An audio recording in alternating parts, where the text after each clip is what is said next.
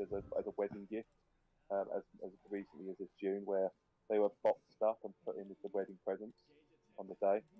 So when they opened them up the following day, they were presented with them. Quite genius. And then the last time, they're currently residing in Shoreham because they got planted underneath a bare bed pillow. So I fully expect them to come my way because my birthday in a couple of weeks, and I'm pretty sure at some point someone's going to try and palm them off on me. So that's why they're there. Cannot imagine canned hamburgers to actually taste very nice. No, but the rules are if at the expiry date you have to eat them. When's it expired? Yeah. Oh, right. They can make a Hollywood film on this. Well, they might.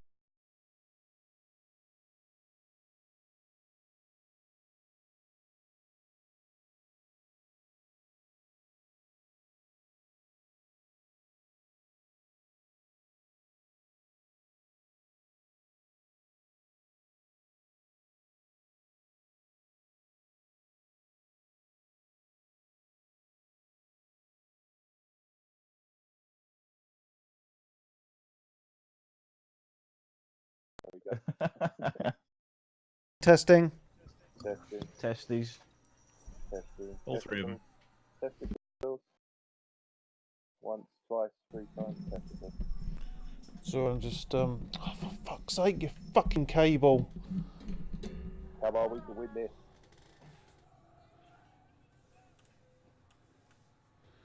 I'm just trying to sort this out. Oh, hi Hogarth, how's it going, mate? I'm just trying to get this sorted. I shouldn't be streaming my screen right now, so let me just get rid of that. You sound like you're talking through gritted teeth, mate. Oh, do I? Hang on. Yeah.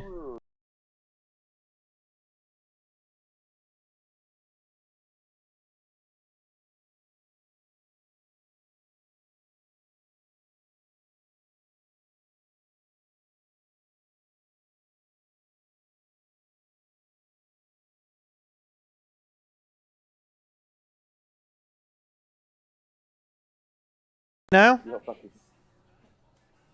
No, you sound alright. Yeah. There's something wrong with my Yes. I think I need a new fucking cable because it's bent.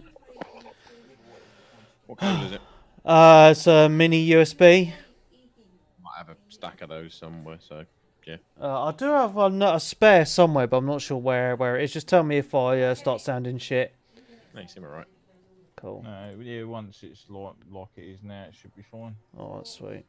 Cool. Just because I think I got meshed into some other stuff. Does mine sound okay as well? Yeah, it sounds fine, mate. Yeah. I'm just trying to sort out. Has everyone added to show notes stuff? I've put a few bits in, but okay. Starting a little bit later because I've been a bit busy. Doing things. Okay, that's fine. Oh, that certain thing. Will you be talking about that a bit later on? No. Or What else am I doing? What else have I played? No Man's Lie. Yes. And what else have we played?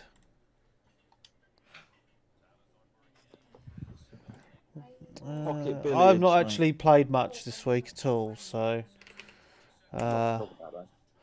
yeah. So we've got the I was going to say, just out of curiosity, try blowing the thing out of the mic or whatever, Dan. See if that improves the sound quality a little bit. Blow the thing out the mic? Yeah, no, you just sound muffled, that's all. Quite muffled and quiet compared to everyone else. How's that? Yeah. Still about the same, but it's worth a shot, you know what I mean? I'm a little bit croaky today. I am, after Mark Leon dropped me off last night in Seafade, and I stayed up and got, with some friends, and we drank White Russian. We got a bit messy, let's just say that. I haven't left the house. Right, are we ready to go? Am I muffled? Am I still muffled? No, you're fine. I sound alright. Oh, Hogarth just said I sounded muffled in the Twitch chat. I'm just gonna listen back to myself. Just give me a second. Yeah. I'm just gonna listen back to myself. Just give me a second. Yep, sounds alright to me. Yeah, sounds alright to me. Yeah. Cool. Alright, so are we ready to go? Yeah. Yeah, I'll go last. I'll go last. It's easier. Easy to remember. So we'll go me, then Seta, then Dan, and Switch. Yeah, that's fine. Alright. Cool. Ready to rock? Yeah. Okay, and a 3, and a 2, and a 1. Oh, hang on, I'm not recording. Let me just press record. La la la la la. And a 3, and a 2, and a 1.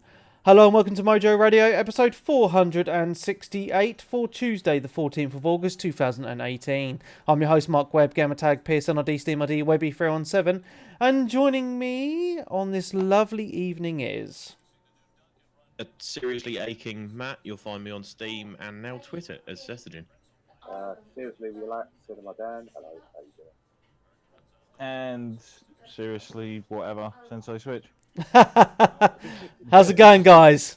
Yeah, I'm not serious. Not bad. Yeah, good times, good times. If you do hear some people in the background, it's because they're not being fucking quiet while I record. And yeah, Mrs. is busy playing Xbox for once, so that's fine. So what am I saying?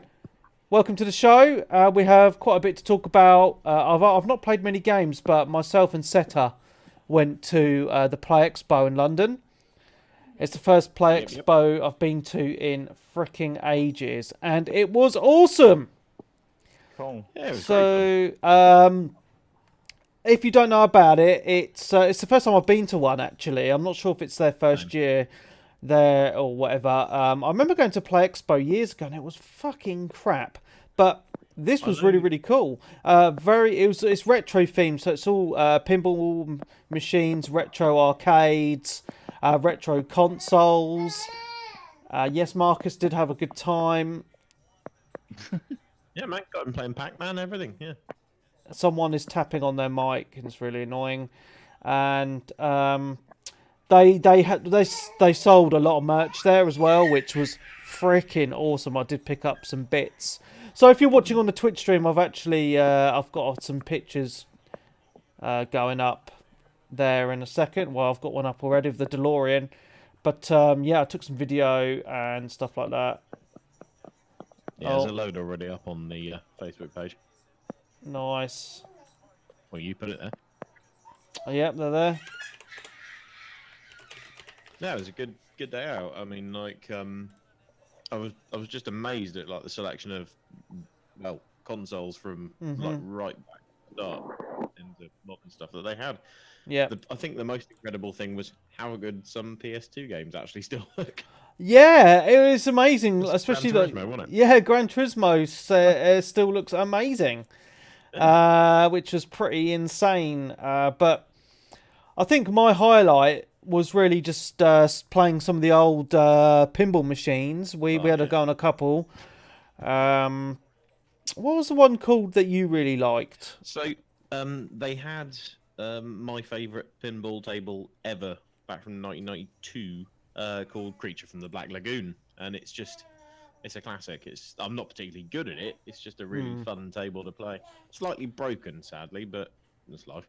They had a great selection of stuff.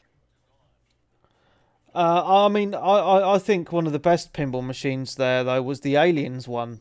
Holy shit, yes. It was just insane. Just the colours, the vibrancy of it, and they had that monitor on the top of the machine with playing clips from the movies, and it's just really well done. Had this really cool multi-ball feature. Everyone's seen Aliens, and just the bit when they all start coming in and they got the sentry guns, the whole table turns from that low green blue to like a dark red. The monitor starts pulsing with the motion sensor, and then you get like 3 balls to play around, and it keeps on playing clips. It's brilliant. Yep. I think the only pinball machine I really remember was one in America when I was over there, which was like a Lethal Weapon one. And I just remember it because, like, obviously one of the sort of like audio bites that it kept playing, like when it was demoing and stuff, was like, look, Leo, get, like, Yeah. over and over again. And I sort of remember just like chuckling. Yeah, it's well, it was just a really good day. I mean, it's £20 a head, which wasn't too bad because everything's on free play when you're in there, right? And you can just play on anything. I mean, the only disappointment was there was quite a few of the machines were broken. They'd stopped working, and a few of the pinball machines were broken. But I have a feeling, because this was the second day of the expo, and I've got a feeling that some of them had been loved quite hard yesterday. Loved quite hard. Yeah, yeah, I imagine that as well. Pounding. Yeah, but it was some pretty or 50p sometimes. Yeah, but there was some cool stuff there, though, right? It was just That was great. I mean, you had. I mean, have you got the shots of what was it, Afterburner? Yes, so Afterburner was awesome. It was broken for a short while. The screen kept on cutting out, but they seemed to have fixed it because when we went back there later, it was just like the whole cab, like up and down and side to side. It was just. Which is the one that actually used to rotate like a full 360? Not quite that much, but like, you know, you have those like the little racer ones that kind of move a bit lefty righty. This thing was an enclosed pod that sort of takes you backwards and forwards as well as left and right, like pitching and yawing and rolling and stuff. It's really cool. Yeah. Doesn't take spinning the whole way around, you'd fall out, but I mean, just really cool system. Yeah. Yeah, it was freaking awesome, man. It was just a really good time. Like, the merch stalls, fucking oh my god, so much cool stuff. Spend all the money. Yeah. Leon, where's some of the merch we bought? Can you pass me? Yeah. So. I know there's a few people watching on Twitch. Yeah. So was it like insert coin and all them lot usually there, or? No, they weren't there. But there was. I'm just gonna make my screen bigger. Hello, everybody. Yeah. So got this really cool print here, Kingdom Hearts print, which is pretty awesome. And I've got a little one here. Of a little controller. And it's all like spray painted. That's pretty cool. So I got from the same guy. I got a black background with like a red sprayed Witcher 3 medallion on it. It's awesome. Nice. And I got a Final Fantasy 7 potion. Ooh. So it's like a can, which is sadly empty. An empty can. So, yes, it's like an empty can, but it also came with a little cloud figure inside as well. Yeah, it's really nice. I had to open it and check it because I was just like, what's that over there? Is it just a can or is there a thing? There's a thing. Yeah. So that was pretty cool. We picked up a few other bits as well. But yeah, it was just, I really like, it still amazes me, how expensive retro is now, because some of the games were insanely expensive, weren't they? I was absolutely crushed because I know I make light of the console peasants, but back in the day when I had an Xbox 360, I had the collector's edition of Fable 3, which is one of the things I traded in because, let's face it, it wasn't that good, but I saw it in a case there today for 230 quid, and I kicked myself. Jesus. Yeah, man. But they had like locked cabinets at the end with a load of SNES stuff in little wrappers, and they had like. Does anyone ever remember a game called Secret of Evermore? Similar to like the Secret of Mana series, that kind of stuff. Heard of it, but never played it. Fantastic game. They had that going for 80 quid. Wow. Yeah. Oh, well, some really nice stuff. Oh, how much was that Castlevania? Oh my god! So Castlevania Symphony of the Night on the PlayStation 1. Legendary. It was I think it was 250 quid. What, mint? Oh, yeah. Oh, it's like, why is it so expensive though? It's just insane. It really is. I think it's because it's one of those genre-defining games, isn't it? Yeah, it is the game that coined the whole Metroidvania. Yeah, but it's And still probably- freaking expensive. That's for a CD, like you could download Castlevania Symphony of the Night on the Xbox 360 for like a tenner. You know what I mean? Yeah, some people obviously like collectors want it, don't they? I mean, Yeah. I was lucky back in the day. I bought a copy of I think it was like Goman on the PS1. Yeah. Or it might have been PS2 actually. It was on whichever it was on, and I tried playing it, and I couldn't understand bugger all, so I couldn't even get out of the first area. So I basically took it back up to CEX, which basically at the time was only based in Rotherham Palace or Place off Tottenham Court Road in London, and they used to be like heavy import specialists. Oh wow. And I ended up trading it in for a copy of Symphony of the Night when they had it in on import. But what I didn't realise is I was trading in Goman for that. And the bloke next to me, after we'd both made our purchases, we just both looked at each other and realised he was trading in Castlevania for Goemon. And I was like, no! If we'd have known, we'd have just been like, straight swap. Man got his money. Yeah. Wow. We only ended up costing us, I think, about a tenner each, you know what I mean, to sort of like thingy, but it still would have covered the train fare up there at the time. Yeah. It's crazy because the old collector market these days is crazy. I mean, I do a lot of vinyl collecting, not necessarily stuff that's worth money, but stuff that I like. And just going back to some of the old bands in the '90s, which I want, directed on vinyl, and they haven't actually released it yet. I've paid up to 120 quid for some stuff. Wow. And that's cheap. You just need to keep your eye on the bargains on eBay. There were a lot of sharks out there, so you just got to be careful. Make sure you know what you're buying. See if you can have a photo of it. And then sometimes, I mean, I've got a copy of Songs of the Death by Queens of the Stone Age, and I know it's a bootleg copy because the original copies for that go God knows how much. And I've done my research, and there's various different coloured vinyls going around. Like there's a clear vinyl made, I think it was from an Italian record label in inverted commas, which may or may not be the one turning up in a couple of days. I've taken a bit of a risk, so we'll see how it goes. Yeah. But, it quid, but it's something I want to buy. That's the damn band. I mean, while we're talking about the sort of like old retro games, this kind of coins into one of the news stories for the week, doesn't it? Go on. About the shutting of a ton of emulation sites. Mate, I am not happy about MU Paradise going down. It's not just them. I think it's quite a few of them, mate, have all felt the looming stare of Nintendo and decided to sort of step away. And so much I've seen recently is people sort of like showing off like £300 or dollars for like some of the games that you just you can get hold of the physical copies and stuff, but it's not really. I mean, it's good, but it's not really viable for a lot of people. Yeah. And there will still be a vast collection of those games that are just like technically gone, or you just won't be able to get hold of them. Yeah. Do you know what though? You still will. Oh yeah, there will still be places you can obtain them from. I'm guessing, and there'll be people that have them on hard drives and will be swapping them about and all the rest of it. But it's just, I don't know, strange. It just seems weird that they've decided to do this now and not like years and years ago.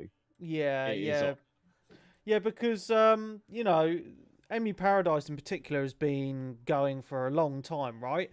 And it's a great way to play those retro games that you just can't get hold of anymore. They're not sold, or you're going to be paying stupid money to buy them from, a dealer.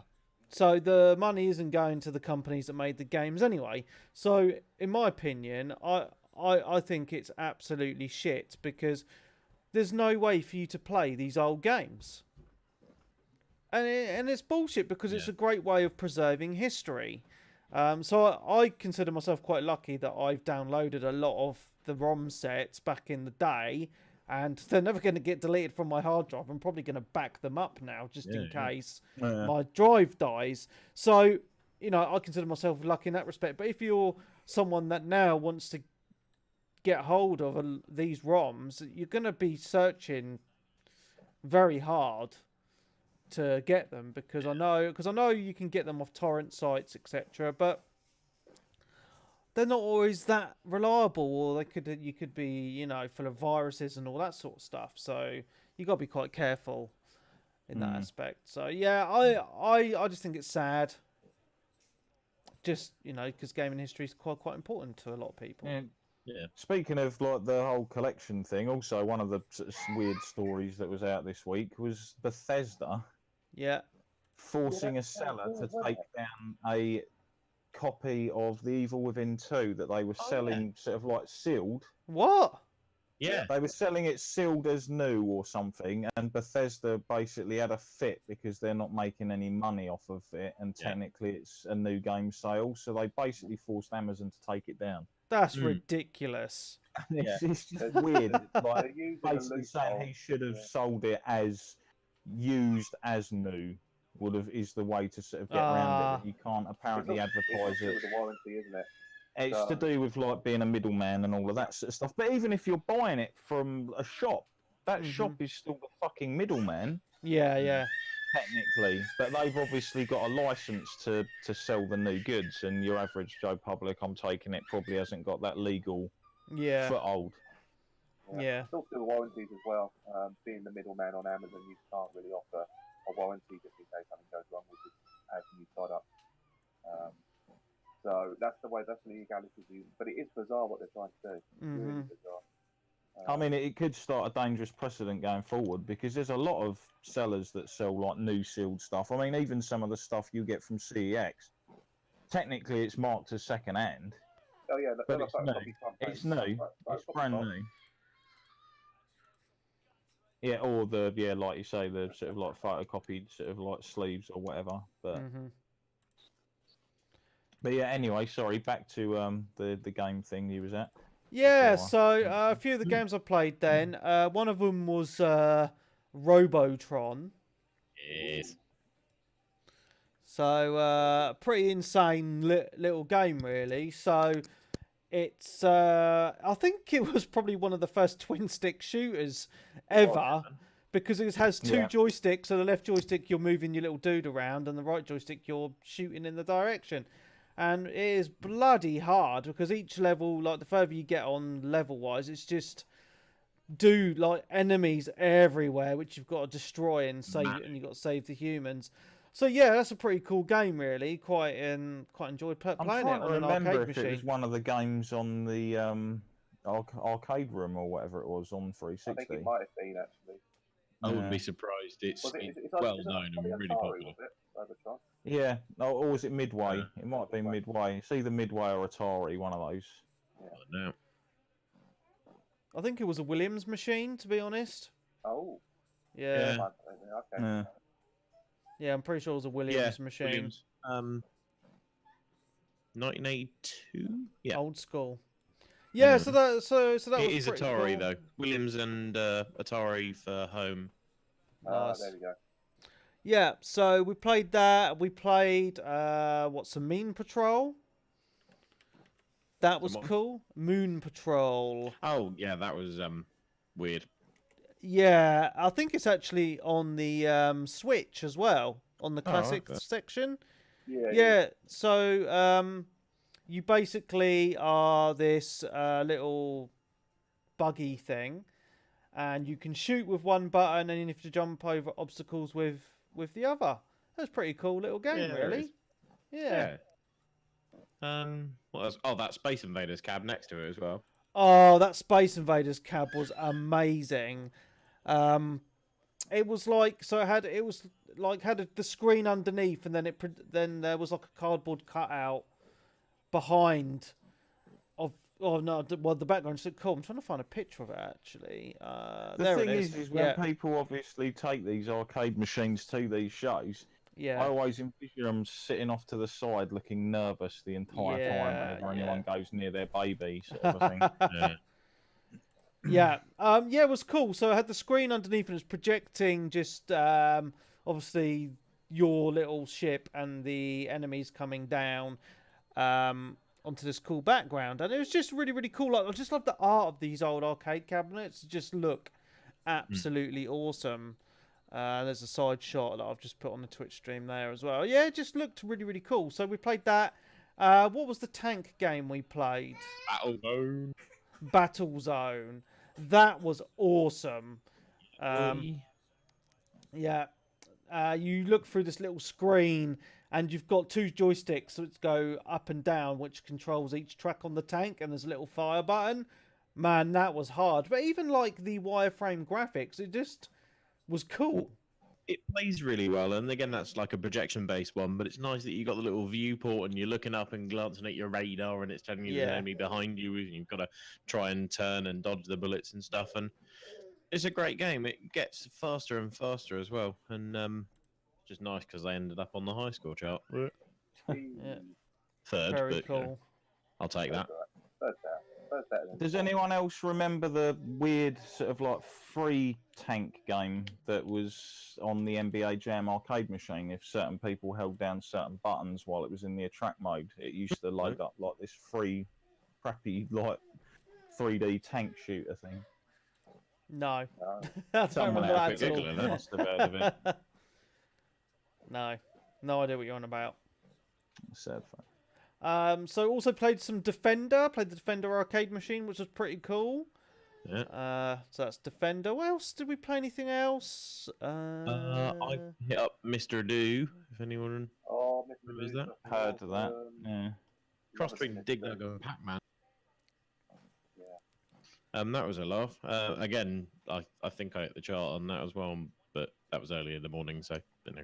But that's a good little laugh. I think Zaxxon. Yeah, we play. Well, I played Zaxxon, which was fucking hard. Because like it's really hard because it's kind of like a 2.3D, like, and you move your ship up and down, and you have to go through these obstacles, and it's really hard to like gauge how high or low you are to miss the obstacles. That was pretty tough. Pac-Man. Defender. Well, Defender, Pac-Man.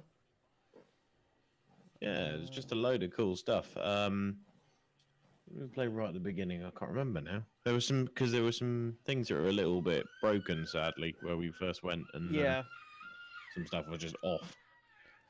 Time Crisis would have been nice, but there was only one side of it working. Yeah, it was really bizarre. It was like a dual screen one, wasn't it? And yeah, one of the screens wasn't working. Didn't get a chance to go on a proper pod-based outrun because the queue was huge all day. So yeah, that was very annoying. Yeah. The upstairs was a bit shit though, wasn't it, Matt? It was like fuck all up there. There was about 4 people cosplaying, and then like there was a stage area that was cordoned off, and you had to buy extra tickets for certain presentations or whatever. But we had a quick glance through the door, and there were like 24 people sitting in there. Yeah. I think we were doing like Nightmare Live or something, and it was just like, what's the point? Yeah, because they were trying to push Nightmare, and I think the one of the hosts from it was there, and like no one gave a shit. It was quite funny. Yeah. Oh man, that was awesome. Well, there was the dudes in the merch section that were doing autographs that were the art designers for Nightmare. It was like charging 15 quid to sign. It was quite funny because the sign said 15 quid autograph on anything. Yeah. That's what it comes down to these days, isn't it? That's the thing about a lot of the Comic Cons when they have major stars, minor stars, or regular stars out. How they make their money, I guess. Yeah. William Shatner makes a fortune. Oh yeah, I can imagine. Yeah. Can imagine. Anything else? Did we play? I mean, there was all those lovely little consoles. There's one thing I want to talk about a bit more in depth when we get a bit later in. But like, I mean, there was some. They had like rows and rows and rows of just like consoles through the ages hooked up to really old CRT displays, and brilliant. That was that PC Engine graphics thing that I played R-Type on. That was great. That's cool. Yeah. Turbo graphics. Yeah.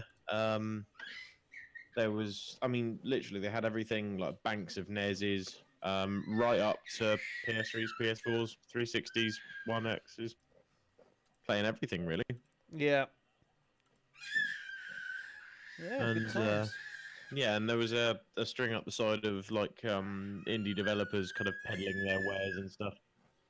Which one of these is what I want to talk about later on because Well, just talk about it now, man. Just talk about it now. Oh, fuck it, yeah. So we had a bit of a stroll up the sides and ran into these guys who I've just found on Twitter as well. Guy called he's on Twitter as Dave's in his pants, and they're developing a game on Steam called Undercrude. Yes. So has anyone played FTL? Nothing like. Yeah. No, I know a few people used to back in the day, but I think it was fair. like mainly like Clarky and stuff. Yeah, fair. So Clarky 31 and that. yeah, it's a bit of like an FTL sort of setup where you've got that sort of ship layout with your rooms and your corridors and stuff. But it's done in real time and it's designed as a 1 to 4 player co-op, or obviously single player, experience, where you all run around your ship and crew different rooms to do different things. But rather than FTL being turn-based, this does it in real time. So you stand, say, your pilot will stand in the drive room, and according to where you're standing in the room is whether your thrusters are on and whether you're turning right, turning left.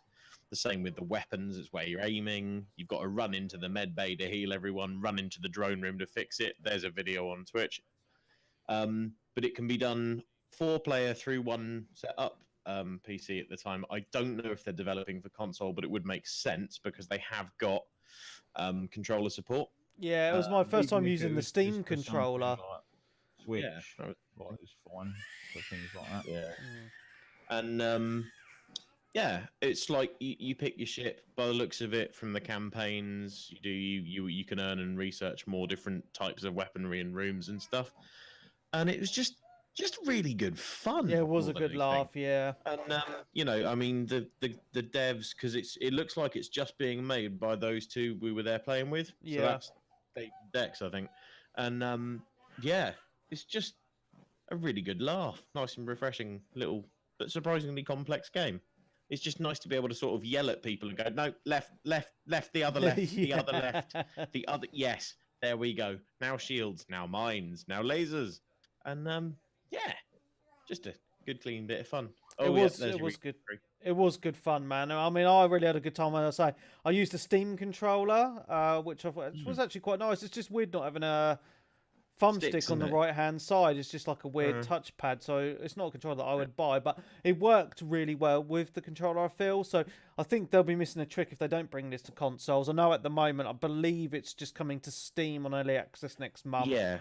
So this is next month they're planning early access. It doesn't even have a price yet, as far as I know. It's not going to be expensive. No. But stick it on your wish list.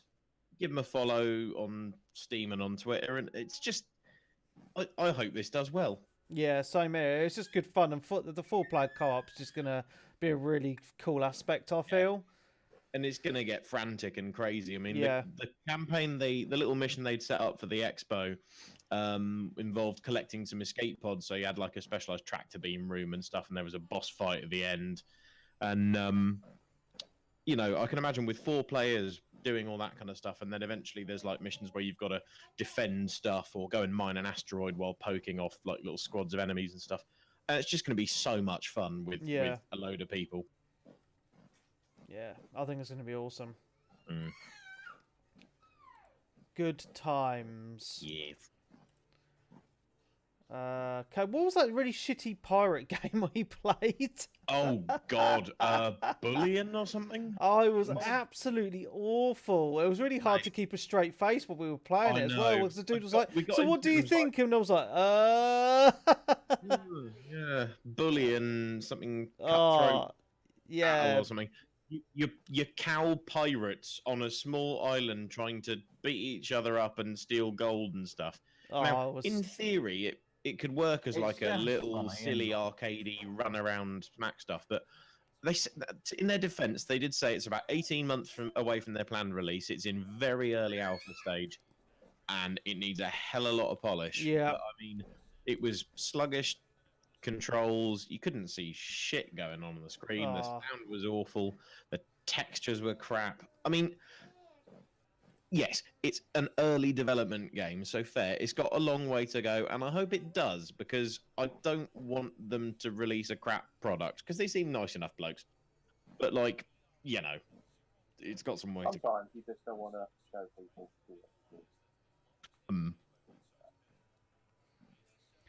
Yeah. Are you there, Dan? You're very quiet. Am I? No, I'm okay. No, it's kissing down outside at the moment, and yeah, it's really, really fucking heavy. Carry on. Yeah, so I would recommend Play Expo for next year. I think it might be good for a meetup for more people to come, because you know, it's in London, which is great, and it's pretty central. Really, it didn't take us long to get there from Westfield, where I parked, and yeah, it was just good. You know, it's quite a social thing.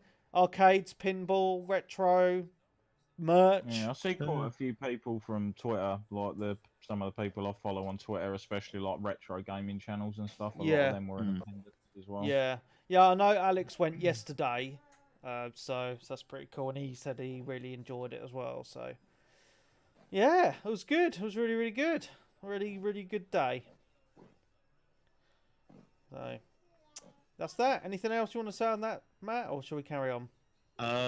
Very tasty burrito at lunchtime. Yes, very nice burrito. That's about it. Yep. Was there anywhere to dispose of the wrapper? Because I remember having a burrito or something at Eurogamer one year, and I couldn't find anywhere, because they obviously don't like putting bins in places like that. Oh yeah, the bins are fine. So I ended up having to just like leave it on the side and do a little slide push of the foot under a table or something somewhere. Oh yeah, the old cheeky one too. No, there were bins everywhere. It was great. I think they realised the amount of sensible people that would be bringing stuff like wet wipes and hand sanitizer, because sweaty arcade sticks. Oh yeah, true. Yeah. Yeah. No nerd flu, but then again, you won't realise until a few days later. At the moment. Give it a couple of days. Yeah, pretty much. The one thing I do want to say is that I'm tempted to just start a GoFundMe, because I want a pinball table now. Oh yes. Fucking expensive. I've also I was chatting briefly to the guys at that were running the pinball machines, and they've got like a pinball club in Croydon. It's like about a tenner for a day ticket, and you just go in. It's free play on all the tables. So I'm tempted to see if anyone else is interested, but that'll be further down the line, because you know. It's Croydon. Yeah. Other than that, I'm done. Cool. Okay, so I'm going to talk about a few games I've been playing this week, and I've not actually been gaming much because I've been very, very busy doing family things. But one game that I do want to mention that I've got back into is Far Cry 5. Yeah. Now, I've been playing with some PC, but obviously it's available on everything. I know a few people have had a moan that we've been too PC-centric recently, but this is a multi-platform game, so it's good. I just want to say that I'm really enjoying that I'm back into it now, because I kind of put it down for a while because I had other games on the go, and I was like, oh, I haven't played this for ages, so I'm going to pick it back up again. And I've spent about 15 hours in the game, and I've only just finished one area of the map, one boss. This is how big the bloody game is. And again, I just want to say, you know, because the problem is, because so many games keep coming out all the time, you just kind of forget about the older games. And I know this game isn't super old, but it's been out for a few months. On gaming terms, it's probably like a lot of people have completed it, or people haven't picked it up, and it's not really on their agenda. It's really, really fun. I've been really enjoying playing it. You know, it works really, really well. I love just the world, just the story, and just the gameplay with the, you know, just runs so smooth with the controller and all that. It's just lovely game. It really, really is. And the map is fucking huge. Absolutely huge. He is a big boy, isn't he? Yeah. So, yeah, Far Cry 5. If you haven't played it yet, get on it. And if you have completed it, I'm just reaffirming that it's great. Just don't play it with a Bluetooth controller. I don't know if that was just me. So I've got my Xbox adapter hooked up again, and that works fine. But yeah, I was having some issues with the Bluetooth on my PC, using it instead of the Xbox adapter, and it was crashing it, which was weird. But I know it runs and looks great on the Xbox One X, because one of my mates has got it, and yeah, I've seen them play it on that, and that looks great. So yeah. Far Cry 5 is awesome still, and I believe, I mean, it's still holding its value. It's about £30. So, yeah. Because the season pass content's still sort of dripping out for it, isn't it? So people are holding on to it for that, or be picking it up in the future for that. I will say that it is quite difficult, though. You get to some of the big story arcs within the game, and unless you've spec'd out your weapons and equipped yourself with body armor, etc., you will die very quickly in this game. I mean, you die quickly with all of that anyway, but you have to be very sneaky, and like there's these dudes that are fully armored, and they take like 2 clips to bloody drop, which is really annoying. So you have to be quite tactical or quite far away and snipe them, etc. So that can be quite frustrating, but and unrealistic, and very unrealistic, a bit like The Division, really, Switch. But yeah, it's The Division's an RPG. Yeah, but yeah, it's great. I'm really enjoying being back into Far Cry. Yes, Marcus. The other game I've played very little of is No Man's Sky. Again, just enjoying just exploring the universe on this. I've not got bored of it yet, which is good. But again, I'm just picking and choosing how much I'm playing certain games. Very limited time this week. But I managed to get about an hour of No Man's Sky in this week. And very enjoyable. Yes, yet still slightly complicated because there's not really a great tutorial system within this game. So you're kind of discovering things as you're playing it. And I mean, it took me like 5 minutes to figure out how to travel to do a galactic travel on the bloody map. That's how complicated it can be. Pain in the arse, though, isn't it? That. Yeah, it's just so convoluted. They really need to sort out the menu systems on this. It works better if you're using a controller. Well, that's why I use a controller. Yeah. So it's a fucking nightmare with a mouse and keyboard. Yeah. So yeah, it's good fun, and I know a lot of people are having fun with it in the community on Xbox, PC, and PlayStation. I've seen people in our No Man's Sky chat on the Discord playing it on all systems and having a lot of fun. So that's really good to see. So sweet. And what else have I played? Oh yes, Final Fantasy 14, Darren. Why are you saying this with a sort of like slight sigh in your I've voice? been sucked back in. Oh, right. But what you meant as in like you come to something that pissed you off, kind of thing. No, nothing's pissed me off on it. It's just, it's just I'm a bit frustrated with it at the minute because I've got to a point in the main story where I can't do the next story dungeon because my gear level isn't high enough. Up, yeah, so I'm literally just doing my daily bloody dungeon runs, and obviously I don't have expert unlocked because I'm not high enough eye level, so I can do level 70, and then so I'm just redoing the raids over and over again as well, which takes 30 to 40 minutes of time just to get the currency and hopefully get loot drops. Because I'm going to carry it, it'll be fine. But that's cool. But I've been doing the Hildebrand stuff, which is really cool. So cool. I'm pretty, which that stuff is fantastic. My missus has got back into it. I helped her out with a dungeon, which was really cool, and one of the people from my free company helped us out as well. So that was pretty cool. Awesome. So we're really into it again at the minute. So after the podcast, I'm going to be jumping straight back on it to do some stuff. So yeah, I've really got back into Final Fantasy 14. It sucked me back in, and I'm hooked. So yeah, really enjoying it.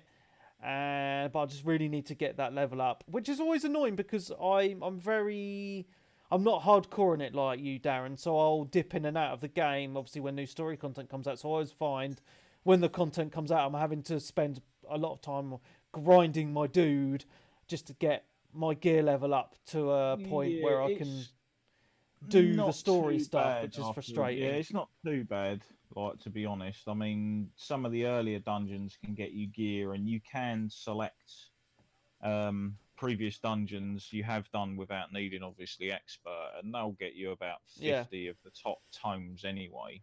Yeah. And even if you get in the old tomes, there's no limit to those, and I think that can net you like 340 gear. Oh, okay. Or something, or somewhere reasonable around that. But yeah, I've been on it obviously a lot myself this week because the Monster Hunter crossover event came out. So that's another thing because I wanted to because I started off the quest for the Monster Hunter stuff, and again my gear level isn't high enough to do the actual. I think it's only 320, isn't it? But I'm only 310, I think, at the minute. So. Ouch. Yeah, I can't even do that, which I'm frustrated about. But I will get there. I might have to end up buying gear from the marketplace or something. But yeah, you can get 350 gear off the market. Oh, nice. Okay, well I might do that.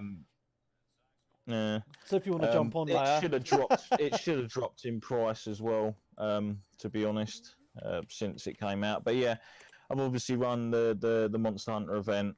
The standard version of the fight is your usual traditional 8-man content, and then the extreme version of the fight, which is like the harder version, is only 4-player. Oh, okay. And you can only have 3 party members get KO'd, and then it's game over, and you have to go back and start it again from the beginning. Yeah, Monster Hunter style. So I basically, up until today, spent all week grinding out 50 victories against it, so bloody hell! So I've now got the Rathalos mount. I'm flying around on a Rathalos. Oh, nice! That's pretty cool. Yeah, it is awesome. And I also won the little Poogie Pig minion as well. Didn't you send me one as well? You sent me a minion. You sent me a minion. I wasn't sure if that was a pig. That's the Bombocco, which is like a weird raccoon dog, which in ancient mythology is known to have giant testicles. Nice. Lovely. Yeah. It's superb. But yeah, I've really enjoyed the Rathalos content, although it's quite bizarre because obviously, as you know, Webby, Final Fantasy is mainly all about your AoEs and like telegraph moves. And obviously doing the Rathalos fight, it does like charges and talon swipes that put dots on people, which can lead to instant KOs and stuff. And the hit detection seems just so slightly off at times, where you're like, what the fuck hit me kind of thing. And I'm sure that's just due to the fact that obviously the game doesn't really work on like actual collision detection of monsters charging at you.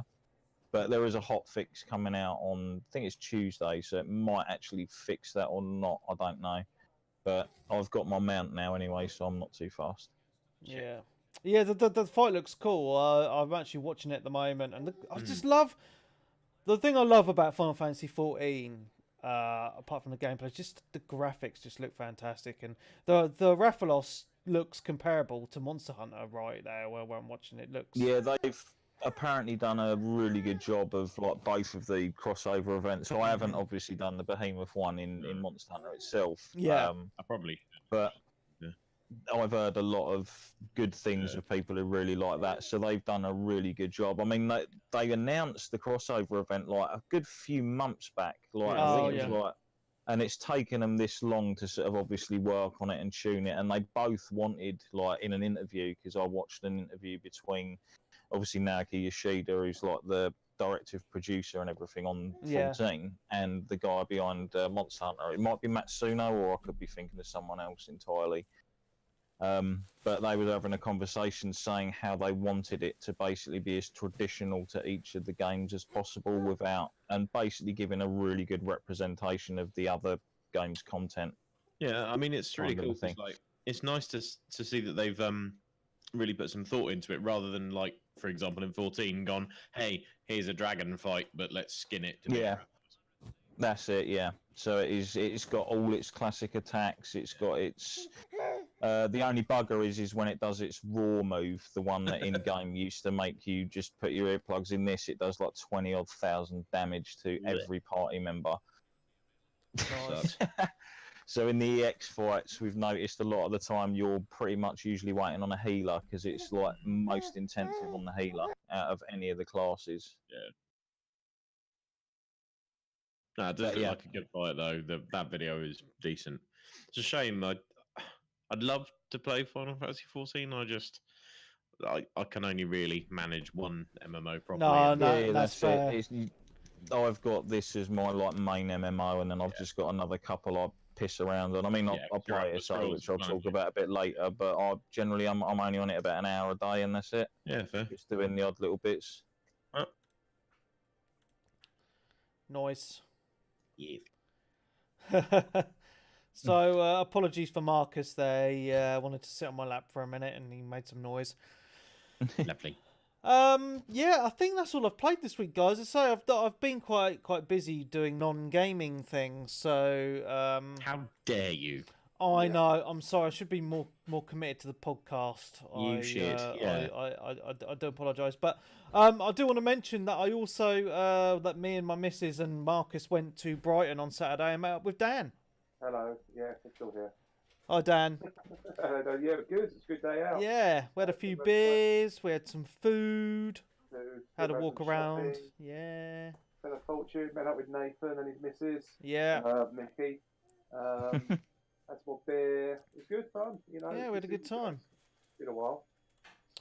I know. So that was cool. So I've had a busy weekend with Brighton and London. So that's just been good. Good times. Good, keep busy, mate. Yeah. So yeah, that's what I've played, guys. I will try and play some more this upcoming week, but as I say, I can't promise anything. Just trying to kind of get through my backlog at the moment, to be quite honest with you. I've kind of stopped buying new games and just trying to get through the pile. So my mission at the minute is Far Cry. And what else? Assassin's Creed Origins, maybe. I need to need to start Yakuza. That's just a few games, so I'm going to try and get through the backlog at the moment. I do want to say, though, one game that I will be buying is Red Dead Redemption 2. Hot shit, yes. Because we're looking at that trailer. Oh my god! That gameplay trailer was amazing. And obviously the first Red Dead Redemption was awesome, right? Apart from the co-op cattle herding, which was a big disappointment for me. But I would like Red Dead Redemption hasn't really been on my radar very big this year, because I was just kind of like, oh well, you know, it's not coming out for ages, and then as soon as they launched this trailer, people keep forgetting, don't they? Yeah, that it's even out. They launched this trailer. I was like, fuck. I mean, the world looks massive, and the graphics are absolutely stunning. It just looks like it's got a great story, a great campaign, which... If you've got a 4K HDR TV, that's going to be prepare sick. To get moist, yeah. Yeah, the Xbox One X is going to be the place to play this, guys. Well... Sorry, PlayStation peasants. So I might Pro will be just as good. Xbox X, mate. The power of the X. Be just as good, but... No, you know, both versions will be good, but obviously I'm going to get it on the X.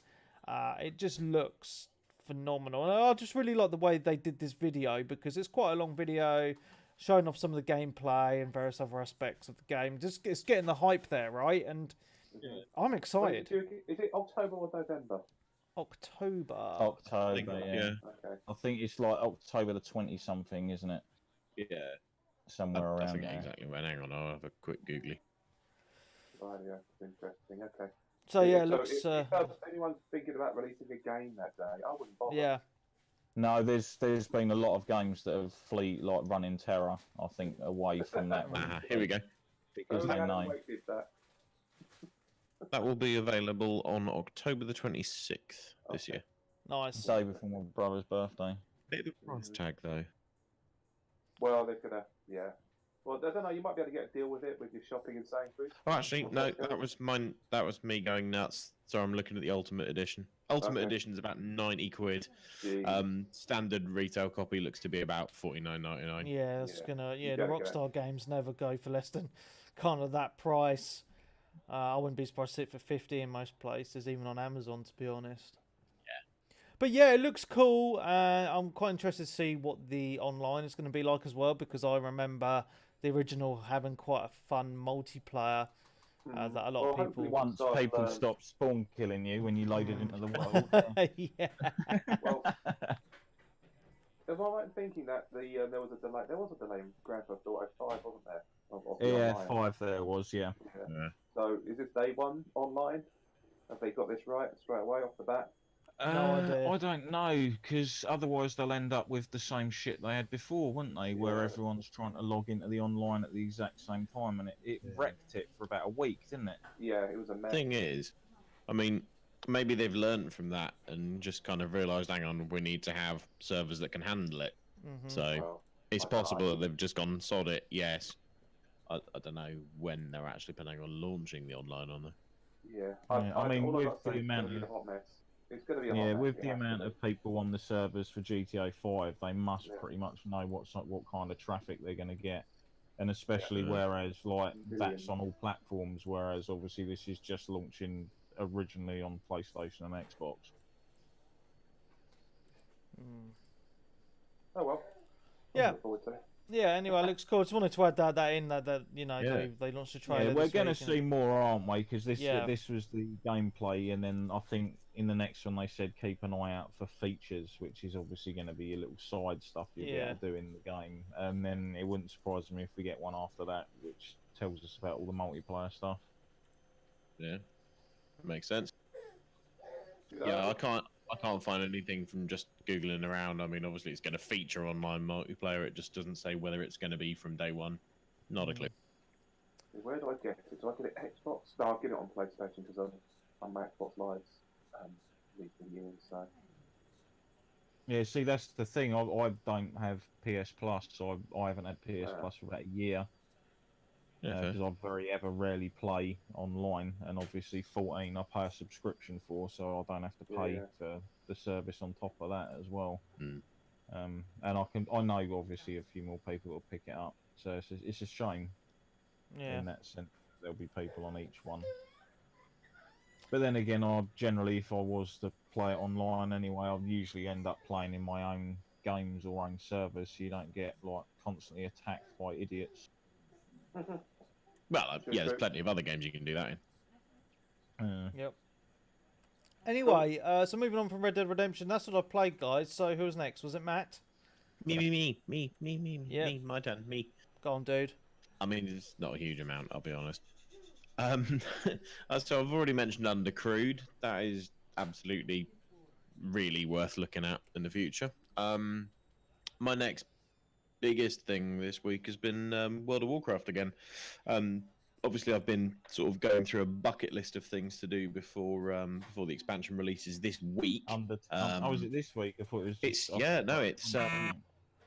what the fuck was that? I have no idea. Someone's phone vibrating. Someone's vibrator. So yeah, the global launch times are up. Battle for Azeroth is actually launching in the UK at 11 p.m. Monday night. Who's making a lot of noises? That might be me moving. It is you, Dan. Sorry.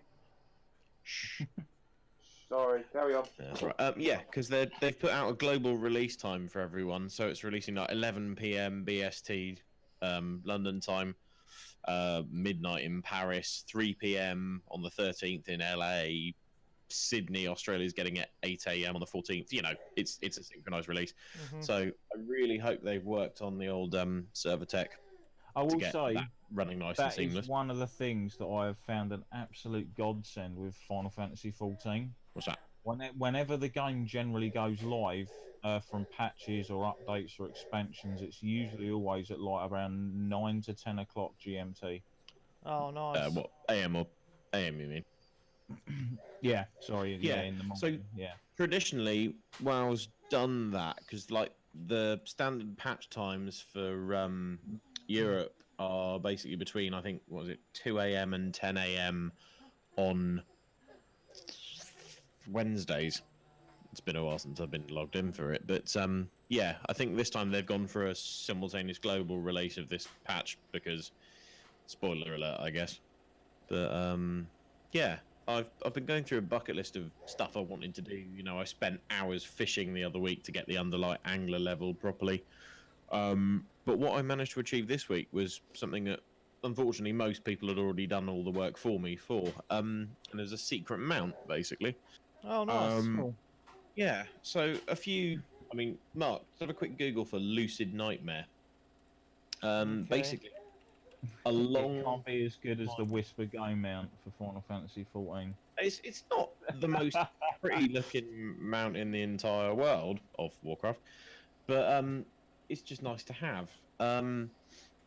So when Legion came out in Dalaran, the main player city, someone found a note upstairs in one of the shops, and it just had this cryptic message on it, and they eventually worked out through like video game secrets type organizations exactly where all this trailer breadcrumb stuff led, and it leads you on quite a goose chase through various different old raid instances where the devs had put in little tiny puzzles and stuff. The first, you had to go into Ulduar, which was released back with Wrath of the Lich King's second major content patch. Find a lever hidden in a pile of junk, pull that, and it opens a 20 by 20 grid of clickable, basically lights, and you have to toggle them on and off to create a pattern. So you go through hours of this stuff, but then the final part of the thing is this maze, basically. It's called the Endless Halls, and it's a randomly generated maze for each player. You only go in solo. You basically in one room with north, south, east, west exits.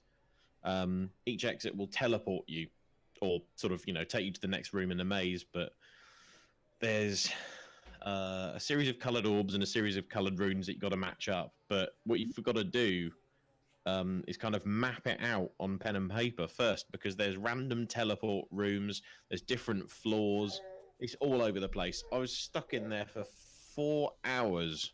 Wow, that's insane. Mapping the place out. Yeah. Oh, this is So on the Twitch stream at the moment, you've got the bit of the puzzle that was just from. Oh, it's just finished the Mind Lava bit, which was in Cthulhu's Lair, and it set up a little game of what's it called, Bejeweled, basically. You have to play until you matched five glowing brains in a row, at which point it would launch the next clue in the quest. There's just a load of little mini game things. This all sounds a bit Ready Player One-ish, kind of. Well, they put it in when Legion came out. I can't remember how long ago, but the guy, honestly, props to the guys that worked this shit out, because like before the Endless Halls, the clue involved it was just a set of binary, which some people worked out referenced some game like pet battle skills in the game, and then they had to work out a load of maths from that and modifiers and work out a final 10-digit number to input into a series of machines on a wall in an old dungeon. And it's like, how do people work this stuff out? I mean, it's fantastic because it's all on a YouTube thing about how they worked it out and how they discovered it all. Brilliant. Wow. But dude, it's mental. I'll pop the link in Discord at some point if people are just nuts enough to give it a quick read. It's really impressive. But the end of it all, obviously the clue stuff had been done, but you still got to work the maze out for yourself. So I did it, and I got the Lucid Nightmare mount, and it looks badass, and it's just a fun thing to do. Cool. So I'm pretty much set for the expansion now, which I'm really looking forward to. I'm happy to say that I'm going to be leveling relatively swiftly, but then I plan to go back to raiding, at least casually, so with a guild I've been in for a long, long time. So that's going to be a laugh, and hopefully I'm going to be streaming some of that when it goes ahead. Yeah, the other thing I will briefly say as well, I've noticed as obviously I think pretty much Final Fantasy 14 and World of Warcraft are the two biggest, obviously Warcraft being the biggest and Final Fantasy being its sort of like younger sibling. They never launch patches pretty much alongside each other or expansions. Like the expansions fall on the off years of the other one. Yeah. And I know people in my guild that play both, and they will play obviously patch content in 14, and then they'll go off and do patch content in Warcraft, and then they'll come back to patch in the other one, kind of thing. They'll like bounce between them, and it's quite crazy that they've almost sort of done it so that it's possible for people to actually do that, so you don't ever get like big content drops for both at the same time. I genuinely wouldn't be surprised if there's some kind of like just unspoken agreement between devs that just let's do it, let's not piss on each other's strawberries, right? Yeah, I wouldn't necessarily go that far. It might just be a bit of like, yeah, just respect along those sort of regards of like, yeah, that's fine. You know what I mean? They're always like having little playful jabs at each other on Twitter, sort of over sort of certain bits and whatnot, but that's all good. But yeah, I just find it weird that it always works like that, because obviously Final Fantasy's in its lull patch, you know what I mean? It's just had its last bit of this content, so we're not getting another patch for another month, and boom, there's the expansion for the other thing for people to sync their TV while they're Battle's waiting. looking to be big, to be fair. The so Legion was great. Are you going to be there poop socking on Monday then? Sorry, what? Are you going to be there poop socking on Monday? I'm sorry, what? Oh, poop socking is like when people just sit there and basically like just play it non-stop and sort of like. I got you. I don't know why it's called necessarily poop I was socking, just thinking, but what? sort of no, like kind of having a piss bottle next to you and all that sort of stuff and food ready and everything. Never like that again. No, because ironically this week I also start like a new job role, so it's like I can't sort of do ridiculously staying up late and stuff because I've got to be on my best behaviour. Yeah. Plus, you know, too old for that shit. But yeah, kids will be glad that they're all off for their summer holidays then. Yep. Have you played anything else, Matt?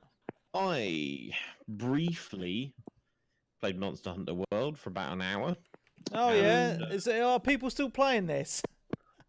Like Darren, do you still play this? I don't see anyone on the PlayStation on PC the Xbox release. Yeah, I know. Yeah, but I was just saying, like, I've never seen anyone of my friends is playing this anymore on the consoles. That's fair. Thing is, I dip in and out of it like every now and again, but I'm not on it all the time, sort of thing. Because like I'm definitely there for the events when they do those, but like I don't know, I'm not a fan of these fucking quests that are only available for like a week and then they're just gone, kind of shit. Yeah, it's a bit of a pain in the ass. The reason I played it briefly, I mean, no, true that. Yeah, I say I've played it briefly because I mean, obviously I played it to death on PS4, but obviously the PC launch was on Thursday. I picked it up, intending to play it a lot. Finally got controller support working because I forgot to enable a thing, and then realised that there is no native ultra-wide support.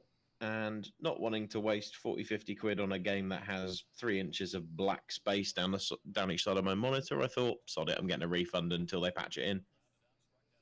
So fair. It's a bit of a shame because I really do want to play it, and it was running fantastically. It looks great with all the options turned up to 11, and yeah, I really, really, really want to get my teeth into it again because I loved that game and I want to go through it. Just maining Gunlance and being amazing, but yeah, I can't be asked dealing with lack of ultra wide support in this day and age. Is that it? It does seem. That sounds a bit silly. Well, to be fair, I've already. If you have got an ultra wide monitor though, and he's going to look a bit shit without having that support. Yeah. Okay. And I have already completed it. You can only buy in a film, and it's only in 4:3 ratio on your widescreen. You're going to be like, yeah. That's the thing because I've already finished the game on PS4. I've done it absolutely to death, and you know, at the end of the day, I'm not missing out on anything. I just would rather save my money. I'll definitely buy it again. I'm gonna wait. That's all. Okay.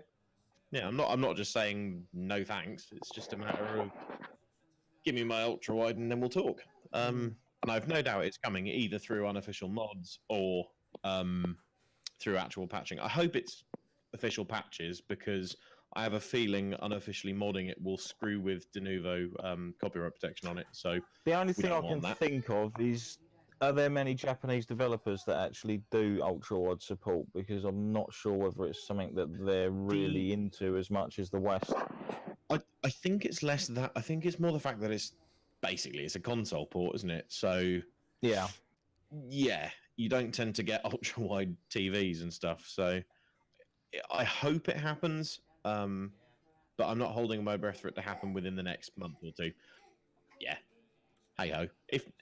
If I really can't be asked waiting much longer, I'll probably just hook it up to my TV. To be fair.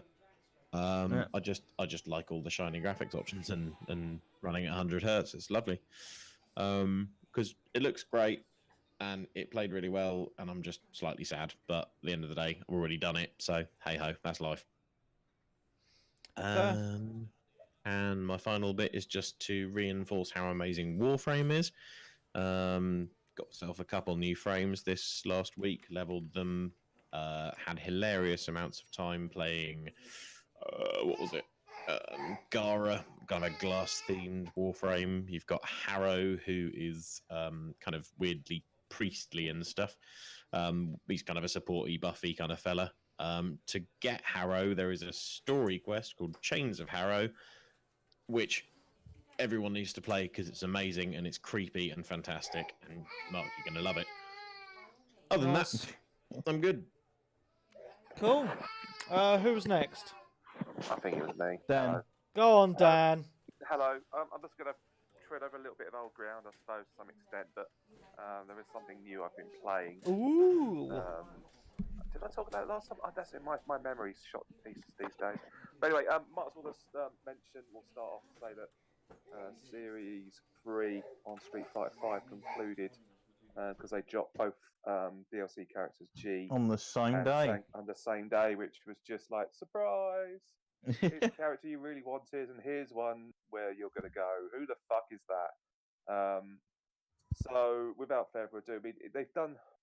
People have actually kind of worked out that that's Q. Yeah, I was about Street Fighter 3. Yeah, sorry. I kind of worked onto the movesets between the two. I've had a bit of a look, and they are different. So to cut long story short, G is well, suffice to say, Street Fighter 5 apparently takes place before Street Fighter 3. For anyone that doesn't know anything about Street Fighter out there, so G is someone who wants to be president of the world. He sounds like a fascist, basically. Modelling himself of Abraham Lincoln. He has like glowy golden arms that stretch out sometimes, and while he powers up his V trigger, and he becomes a bit of a beast when he gets going on that. He's okay as a character, as a fighting style, it's not too bad. But the real meat was Sagat coming out, who is the absolute beast on it. Oh man, I mean, it's just learning what you can do with him now to some extent. You know, the old tactics do work, the EX moves work. You know, piling in there by force. He literally is the biggest tank on the roster, in my opinion. More so than like someone like Zangief or Hugo, in the sense that he is just some relentless. Just keep piling those tiger shots, tiger knee, tiger uppercut, EX it, boom, done. Unbelievable, great stuff. I mean, I really haven't played much online, mainly because they've really souped up the survival mode on there now. If you get a chance to check it out, survival mode was always a little bit tricky. It was a little bit kind of vanilla in the sense that it was you had easy, medium, hard, and impossible. But it was very much a very linear route through each character. It was the same enemies time and time again. And what they've done now is they're given the option to mix it up a bit, so you don't know what enemies are coming up. Likewise, you can have more power-ups you can earn via something called tickets, which you can redeem in the shop. And by that, you can get added boosts such as recovering health, buffs to defense, and combat strength and whatnot. You know, you can fill up your gauge. There's all sorts of little tactical things you can chuck in, which basically means if you're someone like me that pays part-time and has a memory, like muscle memory of Street Fighter, but isn't particularly into frame rate counting, it's quite a nice little thing you can dip in and out of just to play. And it's really cool. I really like it. But yeah, Street Fighter 5, it's definitely not the game it was when it was released, and I think the biggest problem with it now, I suppose, a lot of people have moved on since then. But yeah, whether or not they do a season 4 or series 4, I hope they do. It wouldn't surprise me because, like, there are now still 2 extra little gaps on the character roster, aren't there, to the side? Yeah. Well, I don't think that's so they could do like add like another 4 characters or something in. Well, it'd be 6 maybe again, I don't know. I mean, they'll announce it soon enough. I mean, I can't remember how last series was released because it was pretty much October, November time, and before you knew it, it was January and Sakura came out. Yeah, wasn't it announced at Evo last year? Wasn't it? Yeah. When is Evo? It's been and gone, mate. It was last weekend. It was the weekend when they released like the 2 characters. Maybe. So Maybe they might have pretty much left it there. I mean, what have we had now? 12 extra characters since? No, more than that. 18. Has it? 18 characters. Yeah, series 3, 6 per series. Oh right, yeah, true. Yeah, so they Possibly, literally doubled the roster. I think they've got another year in them. I mean, they changed tactics of announcing, so I don't know. We'll wait and see. I mean, I'll go back into. I like picking it up again now. I'm not particularly a big massive fan of going online and fighting, to be honest with you, because I get pwned and it's soul destroying. I stuck it on last night, and I'm not actually sure what was going on because obviously I stuck it on to sort of muck around with the new characters and see what they were like. And I only went into training, but I was running into really weird performance issues, like where it was like literally dropping frames constantly while I was playing the game. And I did have my mate charging his phone off of the USB from the PlayStation. And I was reading online that apparently if you have certain devices plugged into the USB, it can cause like lag with the game and issues. So I'm hoping it was that because like it was literally unplayable. I'd jump and then like my character would like jump and then they're just up in the air and then they're on the floor. Like the frames of animation between the arc was just missing. It was just absolutely weird.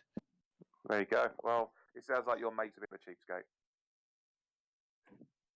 Well, no, what it was is like because like we've all known the thing. Like I've got an Android, but yet they've all started having their own little fucking charge cables that only fit those makes of phone and that. Android, it's bollocks. And Android is don't talk to me about Android. I've had to deal with Apple's Android just issues as bad with their closed-off ecosystem. It's way worse. Oh, sorry. Oh, what was that? Apple being way worse, but that's just me. Yeah, because all Android phones use either micro USB or USB-C. Well, yeah, but the Samsung one on mine doesn't work on my mate's phone, and my other old Samsung one does work, but it's like it won't charge it properly.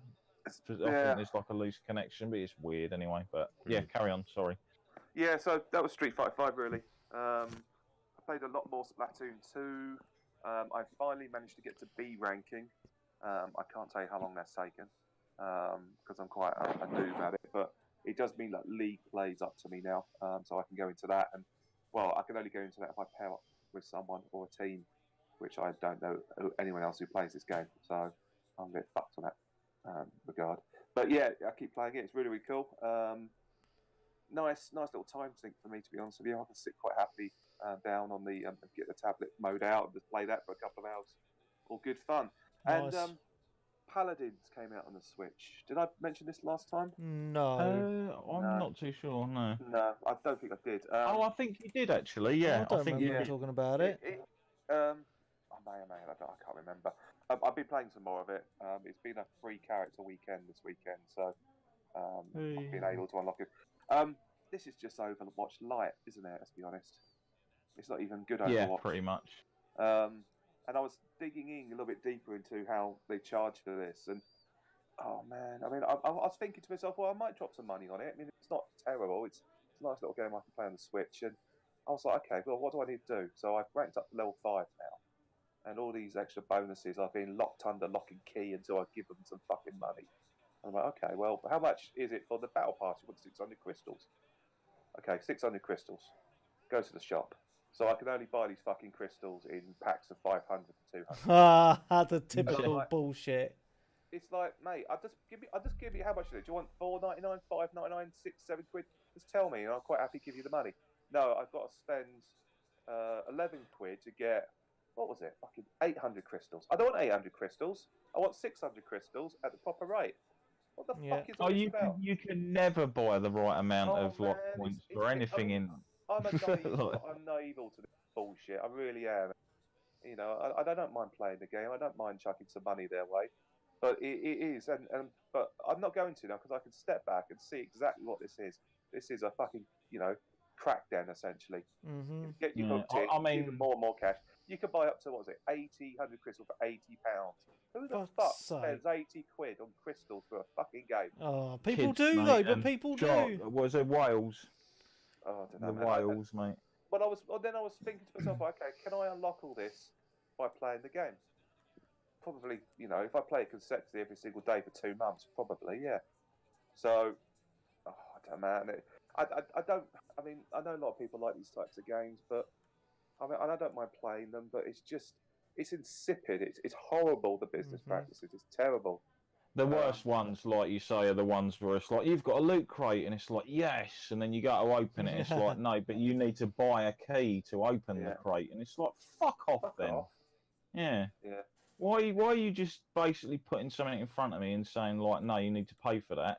I didn't win shit then, did I? I'm buying it.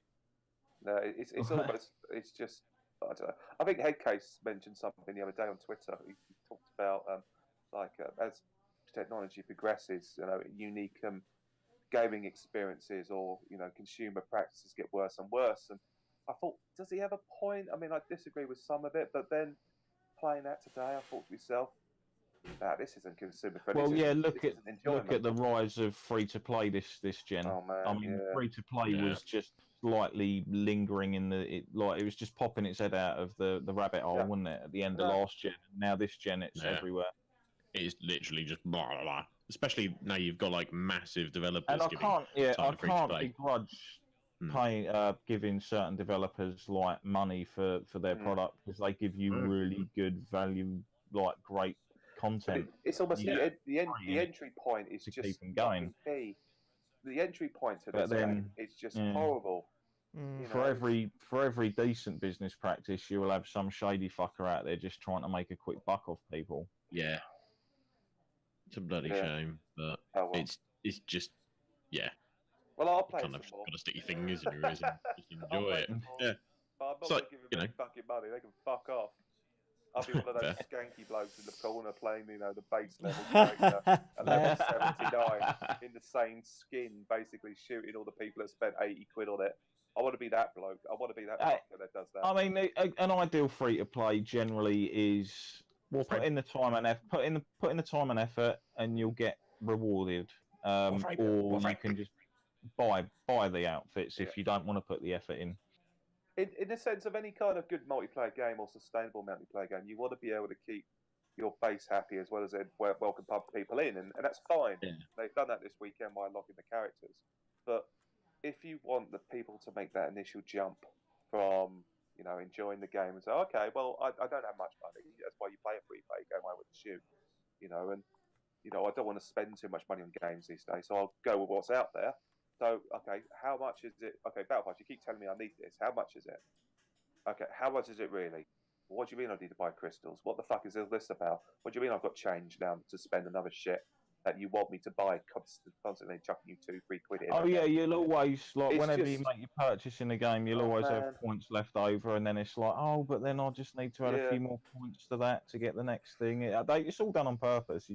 But that's one of the things I quite like about, say, like the Street Fighter thing. I mean, there's a lot of people out there that moan that there's far too many sort of DLC outfits and stuff for it, but they're reasonably priced at like £1.60 or something for an outfit or whatever it is, and you literally go in and you buy the outfit. I might be thinking of another game then that had the outfits for a bit cheaper, but you just buy the outfit outright. That's it. It's not currency. Instead of like beach volleyball, isn't it? If you're like me and you play Street Fighter quite a bit, and you got your core 4 or 5 characters you use, you know, you're only going to focus on those ones anyway. Oh yeah, you're not going to want to buy outfits for characters. You know, Micah, you don't want anything by Micah because she's terrible. You know, it's just Hugo's costume. I've got Hugo's costume. Why? You know, what's the fucking point? He's awful. Sorry, I was talking about the other tall bloke. I got confused there. That's how many blokes. I can't remember what his name is actually. Yeah, really bad. It's a I don't know. It's a weird name, isn't it? Anyway. Mad Gear guy, isn't it? Yeah, big old bastard. Abigail. Abigail, that's it, yeah. funny for 5 minutes. Thank you very much. And that's about it, really. Just a little bit of Sonic Mania whilst I've been pissing around today. Nice. But that's it, really. I don't know, I've just been busy with festivals, stuff at the weekend. So the Switch is ideal, really perfect. I've got other bits and bobs. I've got Spider-Man on pre-order for PS4, which I'm really looking forward to. But yeah, and then also, Monster Hunter on the Switch as well, coming out end of this month, which will be nice. Sweet. Which will hopefully fix the itch I've got with Monster Hunter World and not really wanting to pay for Xbox Live to play it. Yeah, I'll sit at home and play it. I wouldn't mind just picking up and this how all the switches when it comes to pausing stuff.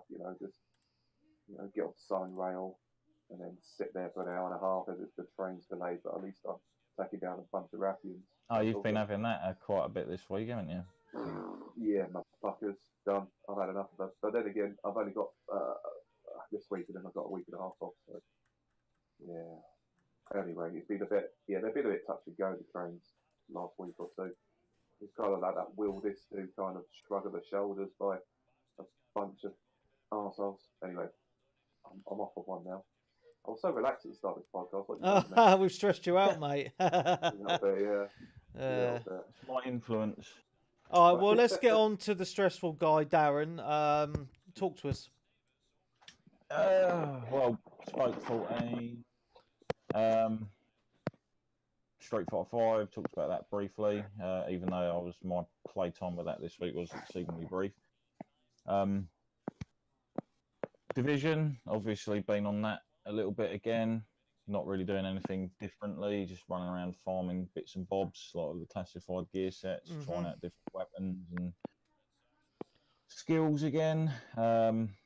I did go back to one game though this week, which I noticed had an update, and obviously if you've got it on Xbox or PC, it's obviously had this same update as well, and that was Killing Floor 2. Okay. Nice. Which has added 2 more maps. I can't remember the names of the maps, to be honest, but one of them was like a sort of like a laboratory with sort of like different themed sort of little areas. But the other one was a ginormous steampunk airship flying through like a stormy sky, which was really, really well done. Like, I thoroughly enjoyed going on that. So I just basically ran around on them and killed shit and whatnot. And that was basically that. Again, I really... What is going on? It's like someone shaking a yogurt pot. That's Dan again. That's got to be Dan. Yeah. I'm sorry, I'll mute myself. I'm just basically... Hogarth's written something on my Facebook post about Marillion, so I'm just replying to it. All right. Yeah, anyway. No, I'll mute myself. Don't worry. It's probably between my fat fingers hitting the keyboard on my phone. Possibly. There we go. Yeah. I'm muting myself. So Killing Floor. If you like your Left 4 Deads or sort of team-based sort of shooters, it's definitely one to check out. I know it was free at one point on PS Plus, and no doubt it'll probably end up free on Xbox at some point as well. Nice. Yeah. What else? Elder Scrolls Online. Didn't really do much on it, to be honest, apart from going around early in the morning and grabbing all them nodes that give out dual rewards before other people get up. That seems to be a good tactic. So I did so last week, didn't I, about like not hardly getting any nodes because all the high ranked players are getting in there. But yeah, there was also was it QuakeCon this week? I think so. I think I saw something about that. Yeah, and obviously Bethesda had a thing there. Yes. And they obviously unveiled a few things for ESO. They've got like this Wolf Hunter DLC coming out very soon. More benefits for the ESO sort of subscription members. And also plans for a new upcoming DLC, which is going to be later this year, called Murkmire. I think I'm getting that right anyway. But it's going to be set in like the Black Marsh, the home of the Argonians, and it's got some really good-looking sort of like locations and everything. So I'm hoping it's going to be like an explorable zone rather than just sort of like a couple of dungeons here and there. Nice. That'll be one, because obviously again on PC and Pro and Xbox, it's got like the updated res and the HDR and all of that sort of stuff. So there are parts of that game again where it can look really nice. You stand in the right areas with like the sun glinting through the trees and whatnot. And basically sort of Fortnite, just pretty much doing that. There was a demo that actually came out this week. I've yet to try it though. It's called We Happy Few Uncle Jack Live VR. Oh, okay. It's like a free VR thing for PSVR to do with We Happy Few, but I haven't tested it out, so I'll have to let you know. That's interesting because I was under the impression that We Happy Few was going to be an Xbox exclusive. No, it came out on everything, didn't it? And it's full price as well. What? Because remember playing the beta on that, and it was rubbish. Yeah, they're selling it for 55 quid on the Xbox Live Store. Like, oh my god! For the standard edition, I think it was like 55 quid. It's currently on Steam for £38 because it's got a 15% discount. What? The season pass is 20 quid. Yeah, and it's got a season pass, which is just bizarre. Yeah. That's insane. Yeah. But I think if you've got the what's his name? The games preview version, it should update to this, I'd imagine, anyway. I guess so. I still think it's an insane price. I've heard mixed things about it, but I have seen a lot of praise for the voice acting in this game, so I have yet to experience it myself. Sounds a lot better than I've heard sort of like good things about it and bad things about it. Like some places seem to really like it and others seem to sort of like not be getting on with it. One of the things I wasn't expecting is the fact that it's got 3 different storylines to the game. You actually play for as 3 different characters. Yeah, like 3 different stories that kind of interweave, I guess. Yeah, I think they do, yeah. Yeah.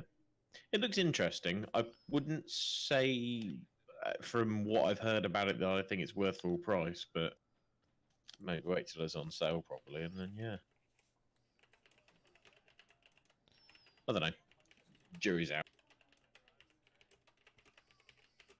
So I just want to say that people ask questions in the podcast chat. They seem to get a little bit lost with all the chat that's going on. So I'm just actually going to make a podcast question text chat now.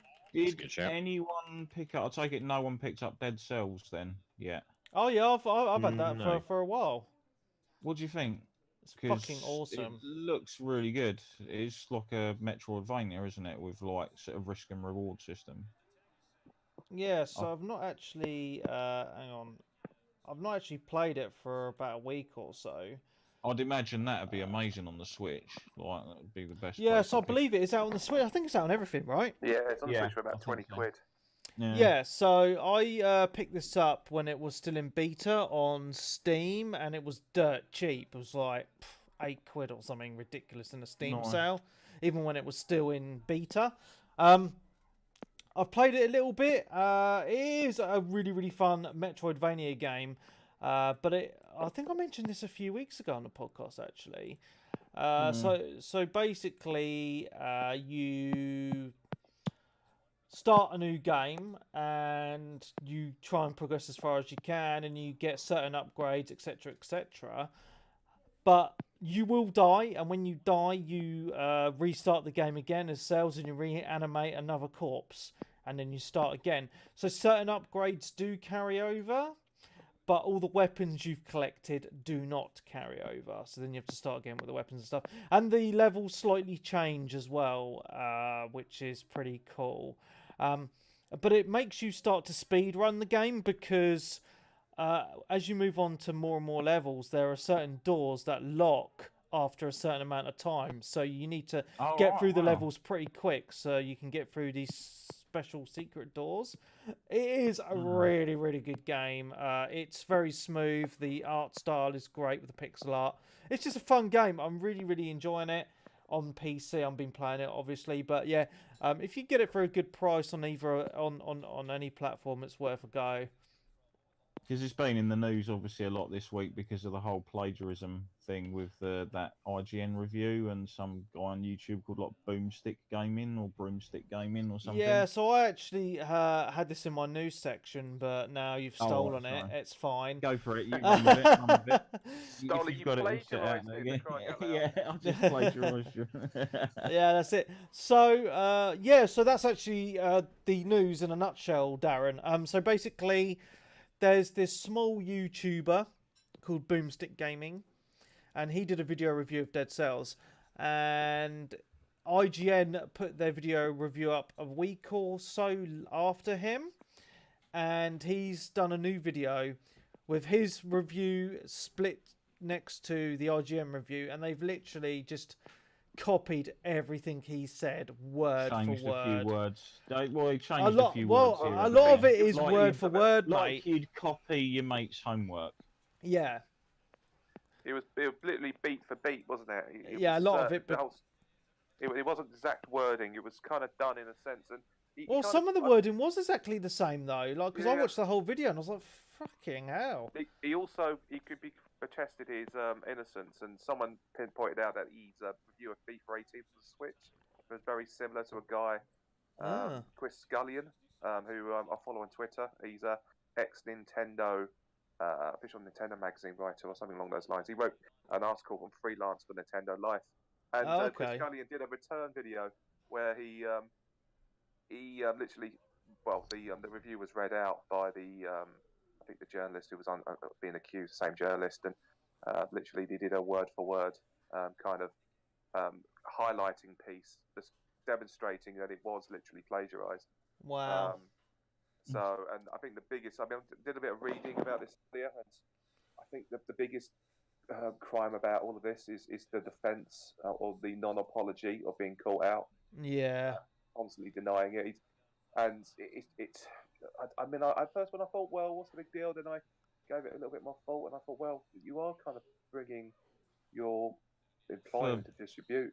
Yeah, the biggest sort of online gaming website. Yeah. Yeah, because I imagine this Boomstick guy's doing it for the love, right? He has this very small YouTube channel, so I don't imagine he's getting... Probably not for long. This is shot out there. Whereas IGN, you know, they pay their reviewers, so, you know, you just... Well, you're not working, right? You just... Well, you get perks as well. What you have to remember about these IGN guys is about a lot of them, I'm not saying a lot of them don't work hard, but, you know, in an ideal world, if you're caught out, and you can't write something, or you're taking the easy way out, what's the integrity there? There is none. Yeah. You know, and the means, you know, writing for a very prestigious publication, and we all know how busy, kind of, you know, sought after positions in that business is. You know, let someone else have a chance, for crying out loud. Well, I did read that that reviewer dude from IGN has been sacked. Yeah. Which is, I mean, like, that was one of the things this guy said, wasn't it? Like, straight off the bat, he said, look, I don't want the guy to lose his job over this or anything. Which you wouldn't, at the end of the day. If you're just a small thing, it's all right, I suppose, to point it out and go, hey, mate, you might want to take a look at this, but I don't know whether... Well, the thing is, mate, is everyone's going to be looking at every single review he's ever done now. Yeah. They'll be picking them apart. He'll be, you know, roasted alive, basically. And I guarantee that's happening at the moment. You look at people who say, okay, what else has he reviewed? I reviewed that, and they'll be doing comparisons. You know, there'll be enough people joining the dots going forward now. And, you know, if IGN was smart, they'll be removing every single review he's ever done. Yeah. Anyway, good luck to him. Yep. Anything else you wanted to mention, Darren? No, that's it.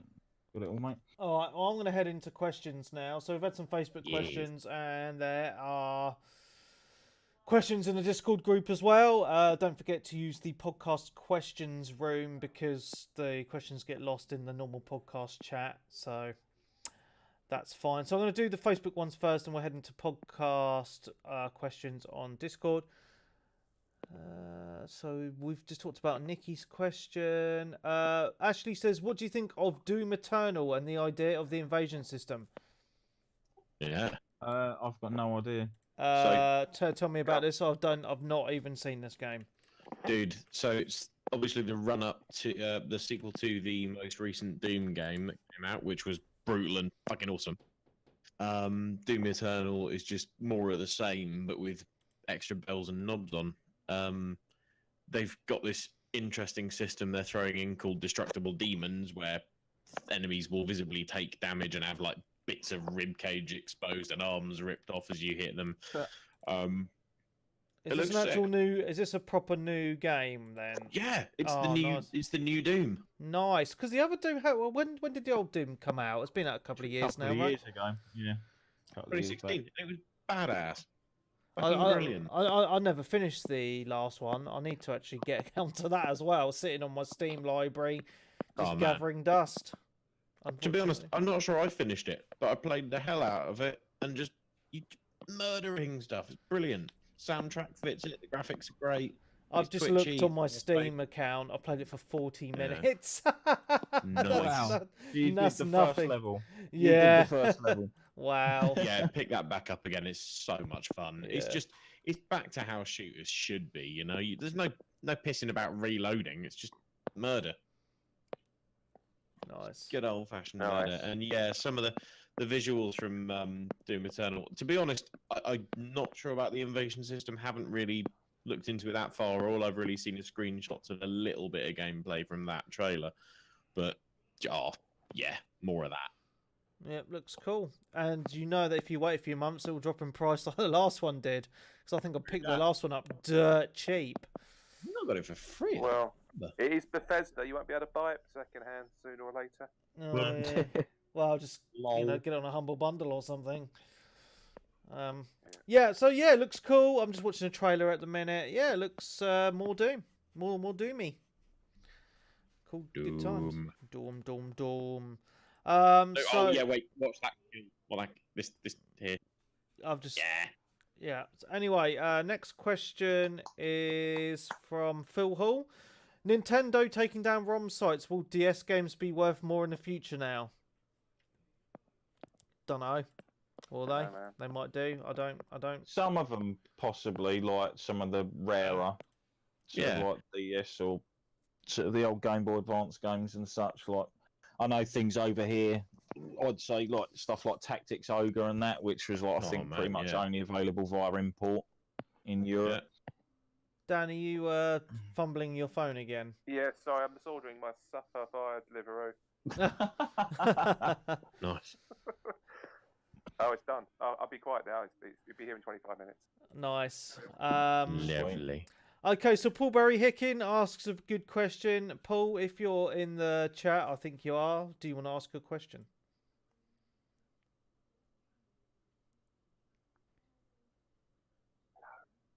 Paul? Apparently not. Do you want me to ask it for you? Yes, please. Okay, so he says, do you think Cadbury should bring back the Spira bar? What is your chocky bar of choice? Spira bar? What was I've never heard of the Spira bar. I'm looking. Oh, those things. It's like. Oh, Spira. Spira. Have a look. Okay. Hold on. Am I allowed to do that? Because I think my phone again. I don't I'll remember go with it. no. I don't think they should bring those back. That looks weird. It's like, those red licorice cable things you get. Yeah. Oh, yeah. No, I don't like the idea of something that's been extruded. It looks weird. No, can't cope. Oh, sorry, there's something else. Oh, those. Ugh. Yeah. Never had one of those. Nah. It just... They clearly weren't very popular. Well, yeah, it no longer exists. Well, you can buy them on eBay. Hold on. What? Ooh. No, maybe not. You can't buy them on eBay.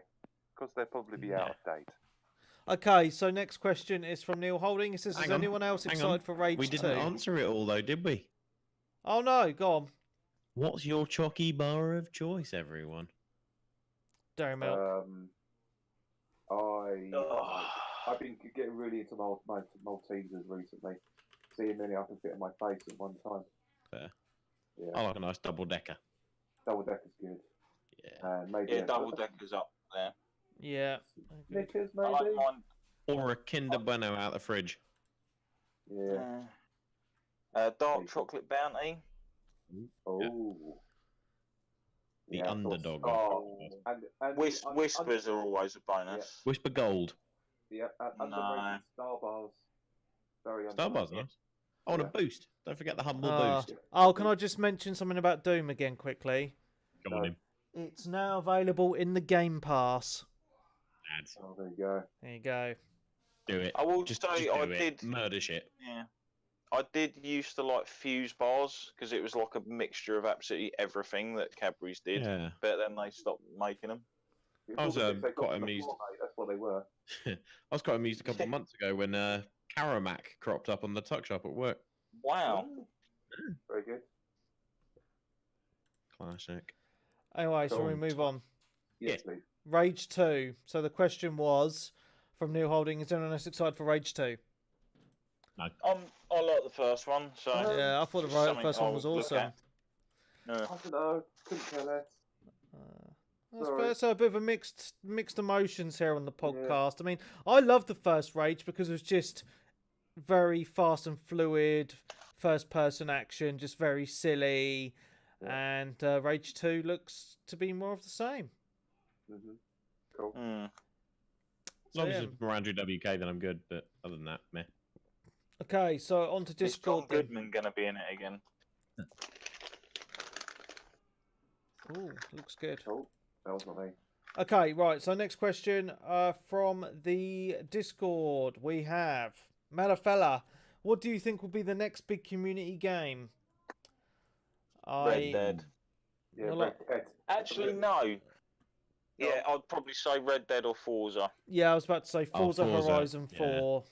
I'm hoping will be because one, it's set in the UK, and two, it's freaking awesome. So I might buy that. When's it due? Was it out September? I think it's like the 2nd of October. Oh, bloody hell. Yeah. Oh, it's out before Red Dead then. And if you have Game Pass, it's included. Oh, there you go. Just get Game Pass and get it for free, mate. Yeah, I haven't activated my Game Pass trial yet. There you go. Do it. Sounds great. And then all you need to do is buy like 3 months of gold and you're golden. Yes. There you go. Done. There you go. Eat that, Phil Spencer. Do it. Do it. Do it. Do it. Yeah, I think that is worth Game Pass on its own. Possibly. See, this is the thing where I'm torn because I loved Forza Horizon 3. Of course, most of you guys are going to be playing on like Xbox. Yeah, you can still play. Well, is it crossplay? Yeah, crossplay. It should be crossplay, yeah. Yeah, it's crossplay because Forza Horizon 3 was as well. Yeah. Was it? I never really played it online. Yeah, it works fine because I. Oh, sweet, that's right. Yeah. I can confirm it works on Forza Horizon 3 because I've done that. Beautiful. Yes, Cool. So that's cool. Right, next question is from Clarky79. Clarky, do you want to ask your question? Clarky? Because we know you're there. We can see you. Clarky. Hello. Hi, Clarky. How are you doing? Lovely. I seem to be the only one who has guts to come on. You could be the regular question. I seem to be. I think I need to give it a rest for a bit. We should give him a little jingle, like a little chip tune of his own. It's like, and now here's Clarky with the questions. Yeah, Clarky, ask your question. Was it the dog shit one? Yeah, go for it. Why isn't there any white dog shit anymore in the world? It's a good question. Because it keeps me awake at night sometimes. Brings you back to the 80s. The 90s? Mid-90s as well. There was a reason. It was to do with a supplement they were putting in dog food that made dog shit white. That makes sense. Oh, was it? I thought it was just bleached in the sun.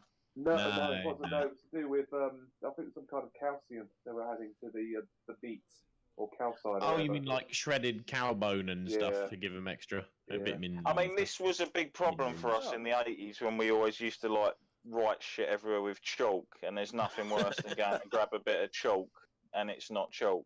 Yeah, just do it. I mean, it's white because of chalk. Yeah, we just don't put Yeah, I had to pick up chalk from the pavement, mate. It was fucking obvious. Well, down where I used to live, it used to be near like a big nature reserve area, so there was always like chunks of chalk all over the place and whatnot. Medway Estuary? Somewhere like that. It looked like a bomb fucking site. Yeah, I know the area, don't worry. Yeah, it's full of ducks and everything now, and people pick up their poo now. So, with bags, I assume. Yeah, with bags, hopefully. Well, then again, it depends what your dog's been eating. Tell you what, there's nothing worse than taking a walk through a nice wooded area and finding you look out into the trees and there's just a bag of dog poo hanging off a branch because someone's just lobbed it off into the forest. Yep. I used to, when I moved into this street a year ago, there was a fucker that was putting their dog poo in bags into my recycling box. Wasn't happy. Motherfucker. That's grim. Yeah, At least you don't find it on your front doorstep in a paper bag on fire. That's true. Yeah. I do switch the lights off. I've never had that. No, ever. So rude. Children of today. That's what Clarky used to do, I bet. Did you do that? You used to do that, Clarky? I bet you used to play knock and run. Knock down ginger. Got to do that. Knock down ginger. Oh, we used to use like acorns and stuff and just throw them at people's windows and run off. My house got egged once. That was fun. Nice. Bloody hoodlums. Yeah. Honestly, riff-raff. Yeah, definitely. That's it though. We used to run off, and then like the generations afterwards actually used to wait for the old person to come out and kick the shit out of them. Well, they didn't use acorns, mate. They actually used stones. Yeah. So, Sports full of billiard balls. Yes.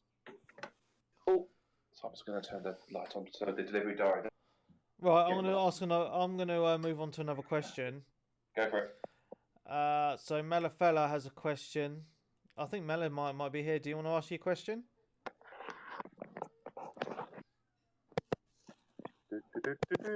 Fucking no. Hello. Ask your question. I'm sitting on the toilet, so it's a bit hard. Right.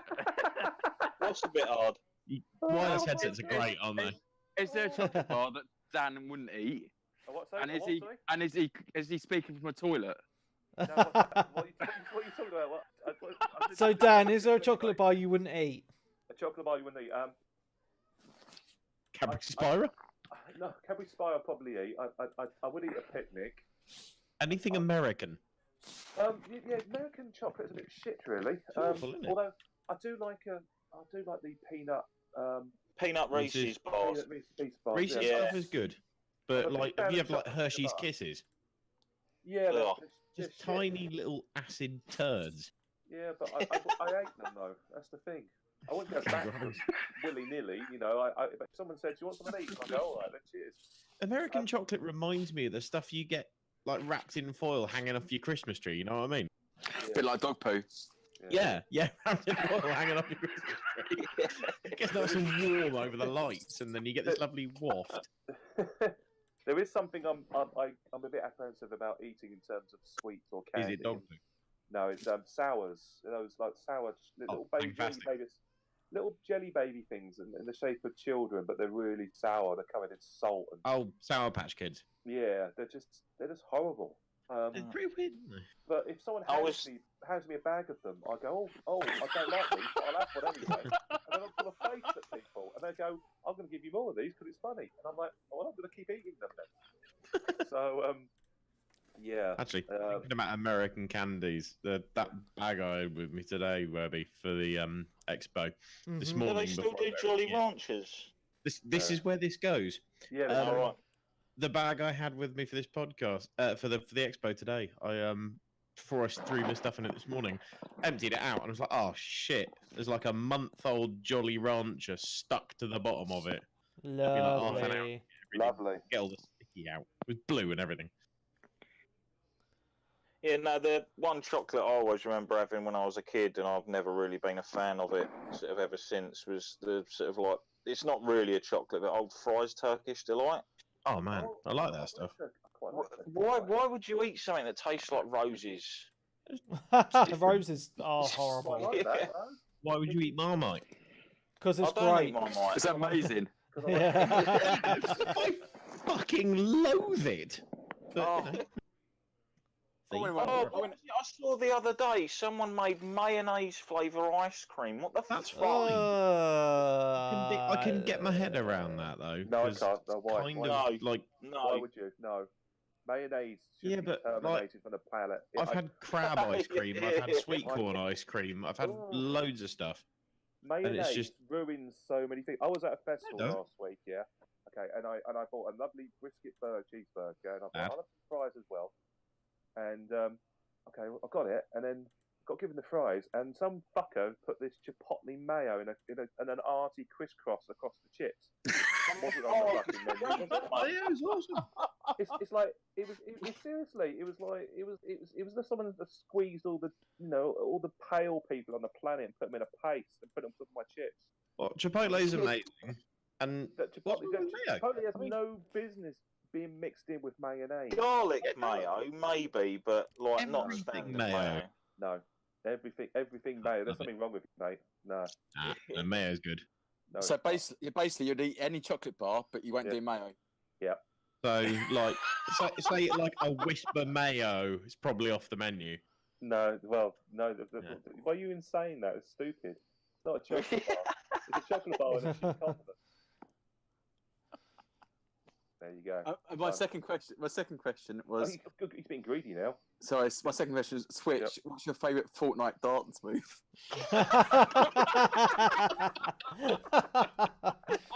It's got to be the Barrymore, mate. Oh, no. What's that where you end up lying face down in the pool? Yeah. Oh God. Apparently, kids are doing all the Fortnite dance moves at schools these days. Yes, I mean, they are. I was at my niece's 11th birthday party a couple of weeks ago, and these kids in the fucking back garden doing what they call flossing. Face down in the paddling pool. I fucking hope not. Because if they were, they're still there. Why someone runs off the distance over the I think your kids are drowning. No, they're just doing this dance off this gun. Dance. No, but they've gone blue. It's a fucking long sleepover, isn't it? Well, it's starting to smell a bit funny. Oh dear. Bad times. What? Right. That was actually the last. Was that the last question? I think so. Yes, that was the last question. Sad times. You know what that means? What, we get to talk shit for another half hour? It's time to end the podcast. I know. 2 hours is pretty good. Pretty good going. That's not bad. Was it good 2 hours or was it shit 2 hours? It's just 2 hours of chatting shit. That's fair. So, right. That is it. So we're going to end it here, guys. Thank you very much for coming on. Big thank you to the guys who asked the questions as well. So yeah, good times. So next week's show will be recorded at, I will say, 7 o'clock on Sunday evening. So there we go. So from me, Mark Webb, Gamertag, Pearson on DCMD, Webby317. Me, Setter. Slightly disturbed, Cinema Dan. Sounds like sweet. So thank you very much. Don't forget to find us on Twitter at Mojo_INT. You can find me at Webby317. You can find us on Facebook, facebook.com/groups/Mojo Interactive. And you can join our Discord group. The link will be in the show notes. So thank you very much. We will see you next week. Goodbye. Hey. Right. I need to get